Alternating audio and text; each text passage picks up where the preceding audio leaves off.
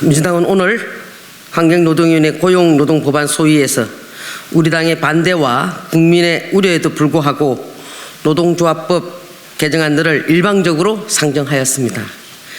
이 법안은 우리 헌법상 사유재산권과 평등권을 침해하고 법치주의 원칙을 훼손하는 세계적으로도 유사한 사례를 찾을 수 없는 법입니다. 그럼에도 야당과 민노총 등은 노란봉투법이라는 이름으로 법안의 본질을 왜곡하고 있습니다.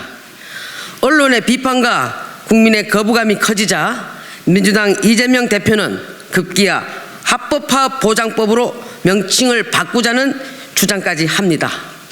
그러나 어떤 봉투에 넣어도 그 어떤 좋은 이름을 붙여도 이 법안의 본질은 명확합니다. 첫째, 불법 파업 조장법입니다. 현재도 우리 헌법과 노동조합법은 노동상권을 보장하고 있고 정당한 파업으로 인한 사용자의 손해에 대해서는 민형사상 책임이 면제되고 있습니다. 법원에서 노조와 노조원들의 손해배상을 인정한 사례들은 대부분 폭력, 점거, 출입방해 등의 불법 행위로 인한 것입니다. 그럼에도 불구하고 이 법안은 폭력, 파괴 행위를 한 노조에 대해 배상 책임을 완전히 면제하고 노조의 책임도 제한하고 있습니다.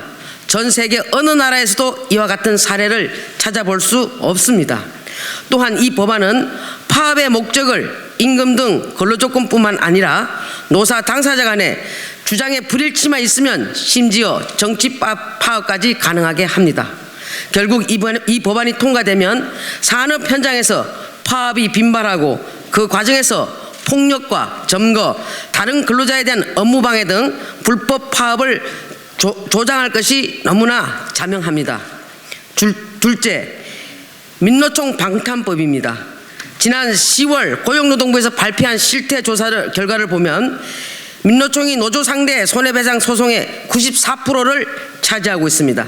특히 법원에서 인용된 손해배상 금액의 99.9%를 차지합니다. 이는 불법 행위로 인한 손해배상 문제가 노동계 전체의 문제가 아니며 민노총 소속 일부 노조에 국한된 것임을 잘 보여줍니다. 따라서 이 법안은 그야말로 민노총을 위한 민노총 방탄법이라고 할 수 있습니다. 셋째, 노사 혼란 조성법이며 피해자 양산법입니다.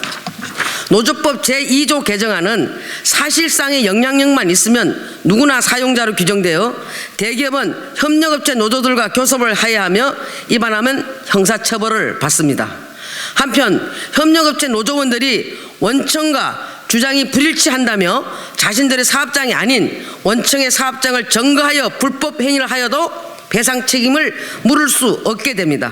심지어 기획재정부 장관이 예산 편성권이 있다는 이유로 정부나 모든 공공기관 노조와 교섭에 나서야 하는 불합리한 법입니다.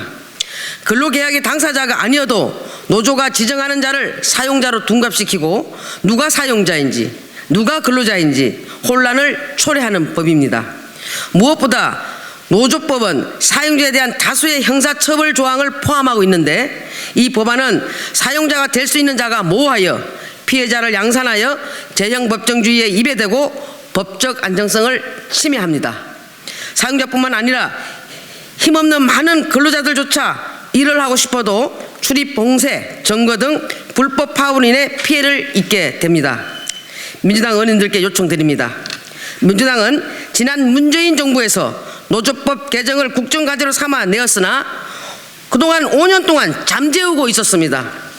비록 선의로 포장하여도 이 법안이 산업 현장에서 갈등과 불법을 만연하게 하여 우리 경제와 청년 세대의 미래를 나락으로 떨어지게 할 수 있음을 민주당도 잘 알고 있었기 때문이라고 봅니다.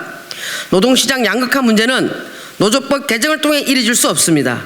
이 법안은 오히려 힘있는 거대 노조에게 더욱 힘을 실어주어 노동시장의 양극화만 확대시킬 것입니다. 야당 의원님들께 노조법 개정안의 일방적인 상정을 철회해 주실 것을 정중히 요청드립니다. 우리 환경노동위원회 국민의힘 의원들은 불법 행위에 면책 특권을 주고 헌법과 법치주의를 훼손하는 법안 심사에 참여할 수 없습니다. 우리는 노조법 개정이 아니라 노동시장에서 소외된 분들을 우선적으로 배려하고 노동시장 이중구조를 개선하여 양극화 문제를 해결할 수 있도록 야당 의원님들과 적극적으로 협력하여 추진해 나가겠습니다. 11월 30일 한국노동인의 국민의힘 일동입니다. 마치겠습니다.